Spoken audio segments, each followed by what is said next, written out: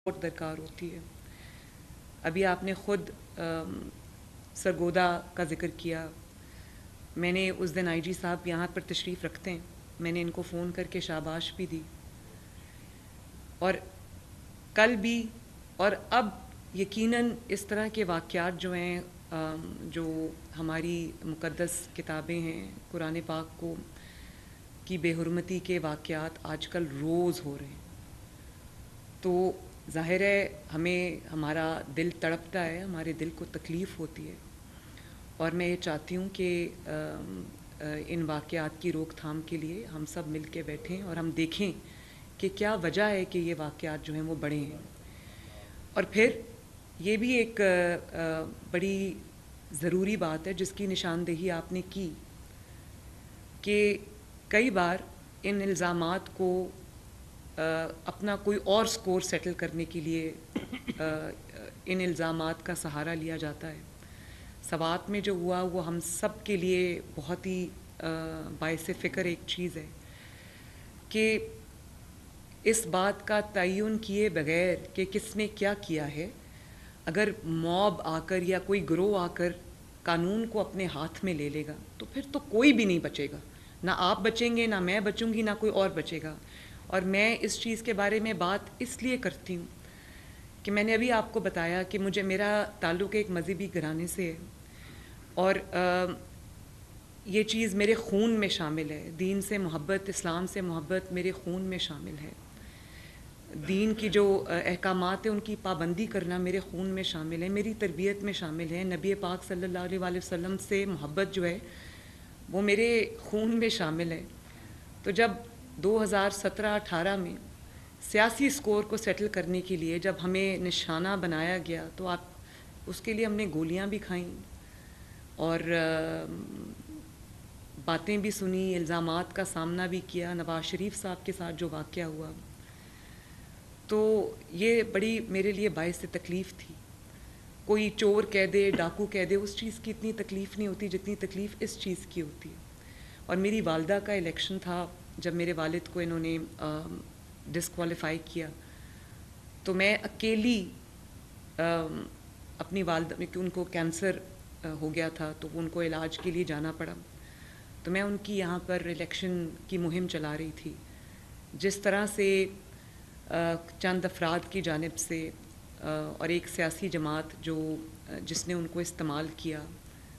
یا وہ خود استعمال ہوئے، جس طرح سے ان الزامات کا سامنا مجھے کرنا پڑا، میرے لیے ایک بہت تکلیف دہ عمل تھا۔ اور آپ نے دیکھا کہ احسن اقبال صاحب ایک بہت مذہبی گھرانے سے تعلق رکھتے ہیں، ان کی والدہ کی کیا ایک حیثیت تھی اور کتنی وہ ایک نیک خاتون تھی، ان کو بھی گولی ماری گئی، اللہ تعالیٰ نے ان کی زندگی بچا لی۔ تو میں اس عمل سے میں خود گزری ہوں اور میں جانتی ہوں کہ یہ کتنا تکلیف دہ عمل ہے۔ آپ نے صحیح فرمایا کہ جو مقدمات میں ڈیلے کی جاتی ہے اس میں جو الزامات ہیں ان کی سچائی کا تعین بھی ہونا چاہیے، سزا کا تعین بھی ہونا چاہیے، لیکن کچھ بھی ہو ہمیں جو قانون ہے اس کو اپنے ہاتھ میں لینے کی، اپنی عدالت گلی اور محلوں میں لگانے کی، سزائیں صادر کرنے کی، فتوے صادر کرنے کی ہمیں یہ اجازت قطعاً نہیں دینی چاہیے۔ اور ایک اور بہت میرے لیے تکلیف دہ معاملہ ہے، مجھے اللہ تعالیٰ نے اس کرسی پہ بٹھایا ہے، اور جیسے کہ میں نے آپ سے عرض کی کہ میرا جو فرض ہے وہ انصاف کرنا ہے، میری اپنی جتنی بھی عقل ہے، دانست ہے، اس کے مطابق میرا جو فرض ہے وہ انصاف کرنا ہے۔ میرے سامنے جب بھی ایسا کوئی معاملہ آتا ہے تو جب کسی سے کوئی جرم سرزد ہوتا ہے اور جرم کی تصدیق ہو جاتی ہے، اس کے بعد وہ کوئی مسلمان، سکھ، ہندو، عیسائی نہیں رہتا، وہ مجرم ہوتا ہے اور اس کو اس کے کیے کی سزا ملنی چاہیے۔ ایک چھوٹا سا واقعہ ہوا تھا، واقعہ تو بہت بڑا ہے لیکن میں آپ کے ساتھ وہ شیئر کرنا چاہتی ہوں کہ میرے دل کو، کیونکہ میں ایک ماں ہوں، میرے ماشاء اللہ 3 بچے ہیں، اور اب اس صوبے کے جو بچے ہیں ان کی ذمہ داری بھی میرے سر پہ ہے، آپ کے سر پہ ہے، کیونکہ آپ جو جب بات کرتے ہیں تو لوگ اس کا اثر لیتے ہیں. ایک بچے کے ساتھ زیادتی ہوئی اور اس زیادتی میں کوئی جو ہمارے کوئی مذہبی کوئی شخصیت ہیں ان کا کوئی مدرسے سے ان کا تعلق تھا, اس میں ان کا وہ ان کا جرم ثابت ہو گیا. جب اس کو اس بچے سے, وہ چھوٹا سا بچہ تھا, اپنے والد کے ساتھ گیا تھا تو مدرسے کے باہر سے یا مسجد کے باہر سے اس کو اغوا کر لیا گیا, ثابت بھی ہو گیا. لیکن جب ہم اس کو پولیس نے پکڑا تو اس کو مذہب کا ایشو بنا دیا گیا, اور میرے خلاف تب سے سوشل میڈیا پہ وہ فتوے جاری ہو رہے ہیں, میرے خلاف بات ہو رہی ہے. تو آپ سب اس چیز کو جانتے ہیں کہ جب آپ سے جرم سرزد ہوا ہو اور وہ ثابت بھی ہوا ہو تو آپ سب کو تو, اور ہم سب کو یہ کہنا چاہیے کہ اس کو سزا دینی چاہیے, تاکہ باقی جو شخصیات ہیں یا جو باقی جو مذہب ہے ان جنرل, اس کا جو ہم چہرہ مسخ نہ کریں. اور ایک جو باتیں آپ سب نے کی کہ ہمارا مذہب جو ہے وہ امن کا مذہب ہے, محبت کا مذہب ہے, بڑی پیاری گفتگو آپ سب نے کی, اور مجھے پتہ ہے کہ آپ دل سے یہ سمجھتے بھی ہیں اور اس کے اوپر عمل بھی کرتے ہیں. تو جب اس طرح کے الزام لگتے ہیں تو اس وقت آپ سب کی جو آپ سمجھتے ہیں کہ اس پہ ایکشن ہونا چاہیے, آپ سب, مجھے پتہ ہے آپ سے سنے بغیر میں یہ جانتی ہوں کہ جب کوئی جرم ثابت ہوتا ہے تو اس جرم کا تدارک کے لیے اس کو, تاکہ وہ آئندہ نہ ہو, ہمیں مجرم کو پکڑنا بھی چاہیے اور اس کو قانون کے حوالے بھی کرنا چاہیے. پھر قانون جانے اور وہ مجرم جانے اور وہ جرم جانے. لیکن اگر ہم یہ نہیں کرتے تو آپ سب, مجھے یہ آپ سمجھتے ہیں کہ اس سے مذہب کا چہرہ کوئی خوشگوار یا کوئی خوبصورت چہرہ ہم لوگوں کے سامنے پیش نہیں کرتے, اور جو مذہب کو رسوا کرنے کا باعث بنتا ہے, جو مذہب کے اوپر کوئی دھبا لگانے کا باعث بنتا ہے, وہ سب سے بڑا مجرم ہے. تو مجھے جب اس میں آپ سب کا ساتھ کی ضرورت ہے, اور اس میں صرف دل میں برا جاننا یہ مناسب نہیں ہے. اس کو آگے بڑھ کر روکنا, اس کے بارے میں بات کرنا, اس میں جو حق اور سچ کا ساتھ ہے وہ دینا میری بھی اور آپ سب کی بھی ذمہ داری ہے. اس پہ خاموشی اختیار کرنا میرا خیال ہے کہ چوائس نہیں ہے. دوسری جو میں نے جس چیز کی طرف نشاندہی کی کہ قرآن پاک کی بے حرمتی یا مذہب کی بے حرمتی, آج کل بہت شکایات اس کے بارے میں آ رہی ہیں. ہمیں بھی اس معاملے میں بھی سر جوڑ کے بیٹھنا چاہیے کہ اس میں ہمیں کیا کرنا چاہیے. اور پھر جب کوئی ایسا واقعہ ہو جاتا ہے تو اس کی تفصیل میں جائے بغیر کہ کیا ہوا ہے, کون کتنا اس کا مجرم ہے, دیندار ہے, اچانک اعلان کر دیا جاتا ہے اور چند ہی لمحوں میں پولیس کے پہنچنے سے پہلے وہ گلی میں یا اس محلے میں لوگ اکٹھے ہو جاتے ہیں اور وہ جلاؤ, گھیراؤ, قتل و غارت وہاں شروع ہو جاتی ہے. یہ بھی ایک بہت میرے لیے تشویش کی باعث ہے. یہ چیز آپ کے لیے بھی ہے. اس میں قانون نافذ کرنے والے جو ادارے ہیں ان کو اپنا کام کرنے دینا چاہیے. اور سرگودا میں جس طرح وہ بچا کے لے گئے اس فیملی کو, اور جو جانی نقصان جس طرح جڑاوالا میں ہوا اس سے اللہ تعالیٰ نے ہمیں بچا لیا. تو میرا خیال ہے کہ اس کے اوپر بھی ہمیں بہت توجہ اس کی ضرورت ہے, بات کرنے کی ضرورت ہے, اس کا تدارک کرنے کی ضرورت ہے. کہاں کہاں پہ یہ ان چیزوں کو ہم بات کر کے کوئی فیصلہ سازی کر کے کوئی بہتری کی طرف ہم جا سکتے ہیں, وہ بھی اس چیز کی بھی میرا خیال ہے کہ اس وقت بہت ضرورت ہے. سوشل میڈیا کی آپ نے بات کی تو ابھی آئی جی صاحب نے بھی مجھے بتایا اور مجھے اس چیز کا علم بھی ہے کہ سوشل میڈیا پہ یہ مواد جو ہے وہ بالکل ہوتا ہے. لیکن ابھی آئی جی صاحب نے بتایا کہ 50,000 سے زائد اکاؤنٹس اور جو پیجز ہیں وہ ہم نے بلاک بھی کیے ہیں. اور اگر کوئی بھی اس قسم کی آپ سمجھتے ہیں کہ کہیں پر کوئی ایسا مواد ہے جس کی ریموول ضروری ہے یا جس کو بلاک کرنا ضروری ہے, تو میں یہ چاہوں گی کہ آپ ہماری اس طرف رہنمائی کرائیں. آپ رہنمائی فرمائیں, آپ مجھے گائیڈ کریں, آپ بتائیے ہمیں, ہم انشاءاللہ تعالیٰ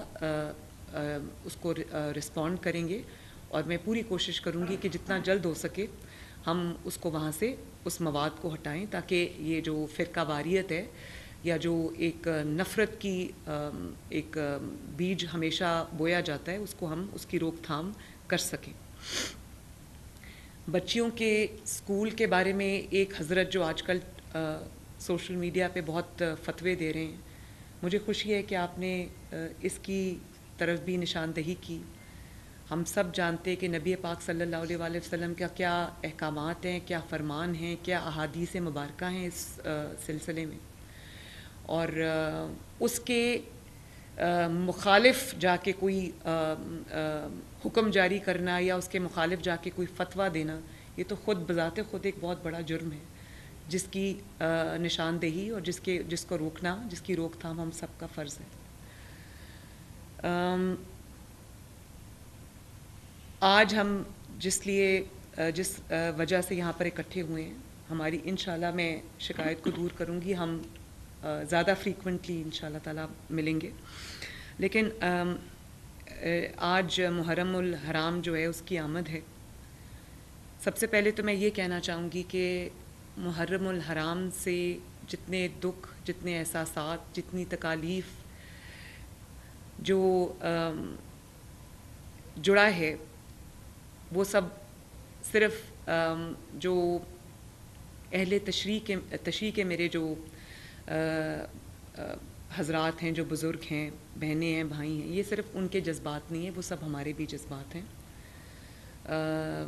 ہم بالکل آپ کے ساتھ پوری طرح جو انتظامات ہیں, آپ کی سیکیورٹی سیفٹی کے جو ارینجمنٹس ہیں, میں نے کل تمام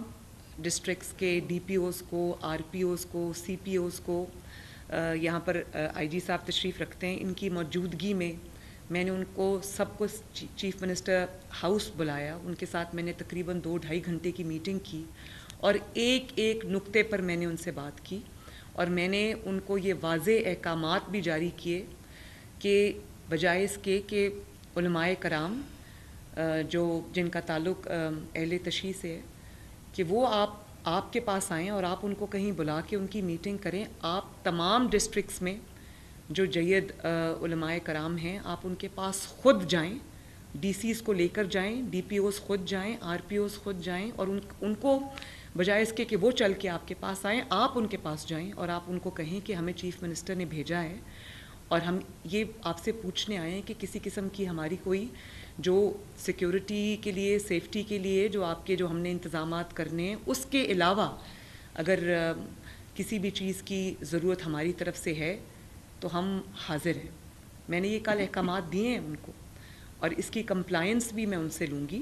اور اس کے پورا 1-2 صفحات کے میں نے ان کو جو محرم الحرام کے احکامات کے سلسلے میں نے 2 صفحات پہ جو مشتمل ان کی جو ڈائریکشنز تھی ان کو دی ہیں, جس میں آپ کے جو مجالس ہیں ان کی بھی عظمہ نے مجھ سے بات کی تھی, جن کا اظہار آپ نے فرمایا ہے وہ ہم نے نوٹ کیا ہے, وہ میں نے آئی جی صاحب سے بات بھی کی ہے, اس کو بھی ہم شکایات کو دور کریں گے انشاءاللہ. آپ کی کچھ شکایات بالکل جائز ہیں, اس کو دور بھی کریں گے, اور آپ کے جو روٹس ہیں, آپ کی جو مجالس ہیں, ان کی جو حفاظت ہے, ان کی آپ کی فیسیلیٹیشن, وہ سب پنجاب حکومت کی, آپ کی حکومت کی ذمہ داری ہے. لیکن اس کے علاوہ صرف وہ جو روایتی انتظامات ہوتے ہیں, میں ان سے زیادہ آگے جا کے میں یہ چاہتی ہوں کہ ہمیں کچھ ایسا جیسچر دوں جس سے آپ کو, جو میرے اہل تشیع بھائی بہن ہیں, ان کو یہ احساس ہو کہ ہم ان کے ساتھ کھڑے ہیں, ہم ان کے احساسات میں بھی ہم شامل ہیں, اور یہ جتنا سب ہمارا ہے یہ ان کا بھی ہے, یہ حکومت بھی ان کی ہے. تو میں یہ جو آپ ابھی ذکر کر رہے تھے سبیل کا, میں نے یہاں مریم اورنگزیب بھی تشریف رکھتی ہیں, عظمہ بھی ہیں, یہ سب جانتے ہیں کہ میں نے 3 دن پہلے یہ احکامات دیے تھے کہ تمام روٹس کے اوپر جہاں پر جلوس نے گزرنا ہے, وہاں پر حکومت پنجاب کی طرف سے, میری طرف سے سبیلیں ہوں گی, جس میں صرف پانی نہیں, وہاں پر شربت کا بھی اہتمام ہوگا کیونکہ گرمی کا موسم ہے. اور اس کے علاوہ ہم یہ سوچ رہے ہیں کہ پانی کا چھڑکاؤ ہم کریں، کیونکہ گرمی بہت شدید ہے، شدت ہے موسم کی، تو ہم کچھ ایسا کریں جس سے آپ کو یہ احساس ہو کہ ہمیں آپ کی قدر ہے، مجھے آپ کا خیال ہے، مجھے آپ کی پرواہ ہے. اور پہلی مرتبہ شاید ہم کھانا بھی انشاءاللہ تعالیٰ دیں گے، اس کا بھی ہم نے بندوبست کر لیا، جس کو نیاز کہتے ہیں. اس میں بھی ہم آپ کے ساتھ شامل ہوں گے. حکومت پنجاب کی طرف سے وہ نیاز دی جائے گی. اس کے علاوہ میں آپ سب سے یہ گزارش کروں گی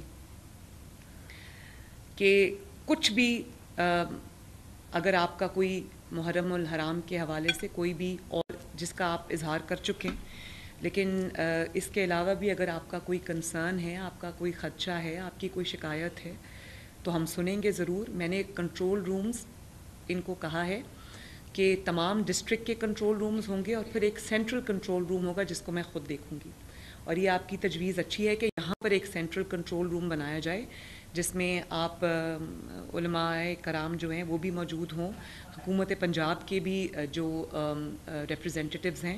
وہ بھی موجود ہوں، اور میں خواجہ سلمان رفیق صاحب، کیونکہ یہ بہت معاملہ فہم اور بہت دل کے اچھے انسان ہیں، تو میں ان کو یہ کہوں گی کہ یہ اس کو ہیڈ کر لیں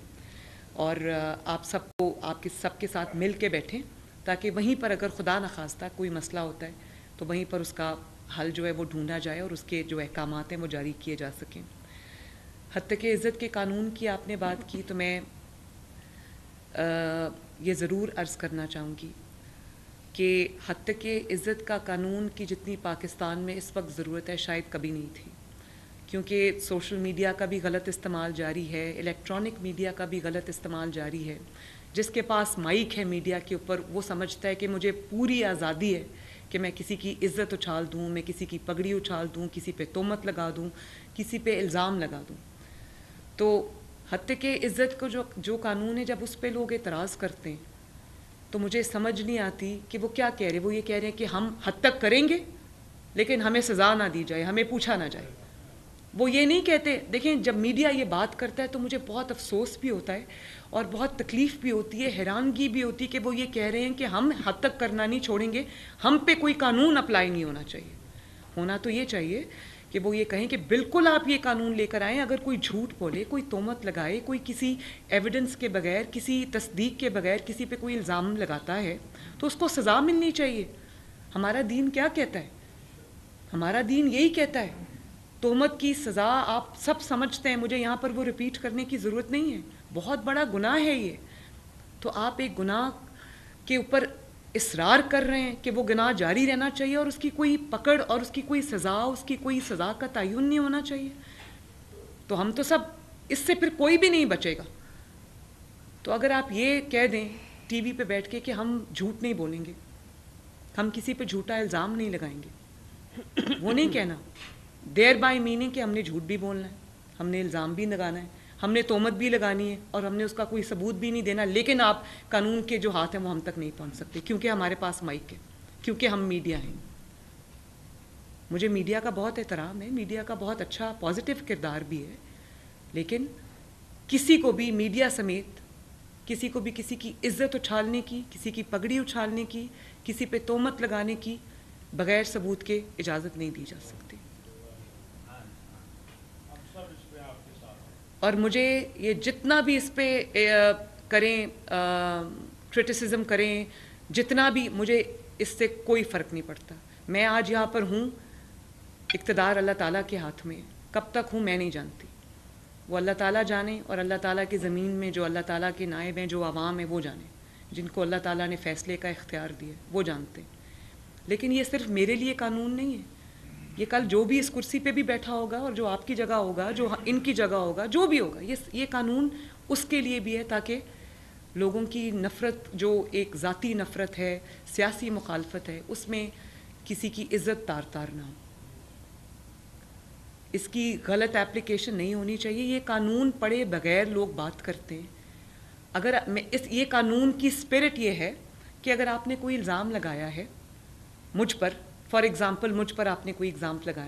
لگایا، میں عدالت جاتی ہوں اور یہ میں کہتی ہوں کہ یہ ان کو کہیں کہ اس الزام کا ثبوت دے دیں، تو سزا مجھے ملنی چاہیے. اگر آپ ثبوت دے دیں گے, آپ نے اگر جو الزام آیا اس میں کوئی حقیقت ہوگی تو آپ ثبوت اس کا مہیا کر دیں گے تو بات ختم ہو جائے گی. لیکن اگر آپ کے پاس ثبوت نہیں ہے,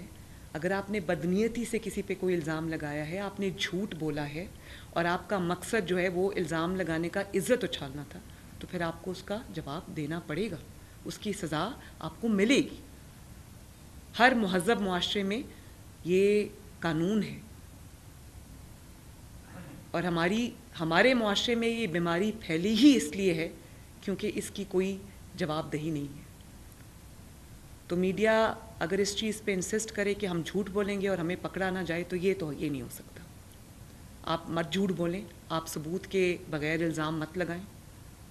تو آپ کو کوئی کچھ نہیں کہے گا. آپ سچ بولیں گے تو آپ, اور اگر واقعی کوئی جینوئن چیز ہے تو عدالت میں جا کے آپ کو ثبوت دینا پڑے گا. صرف زبان ہلا دینے سے آپ کسی کی برسوں کی کمائی ہوئی عزت کو تار نہیں کر سکتے. یہ اسلام کی اسپرٹ کے خلاف بھی ہے اور آپ سب جانتے ہیں اس بات کو. تو مجھے اس بات کی خوشی ہے کہ آپ نے نہ صرف اس بات کی نشاندہی کی بلکہ آپ نے اپنی سپورٹ کا اظہار کیا. میں آپ سب کی شکر گزار ہوں, اور ہم اس دعا کے ساتھ میں اپنی بات کا اختتام کروں گی کہ اللہ تعالیٰ ملک پاکستان کو سلامتی عطا فرمائے, ترقی عطا فرمائے. اللہ تعالیٰ آپ سب کو زندگی, صحت, سلامتی دے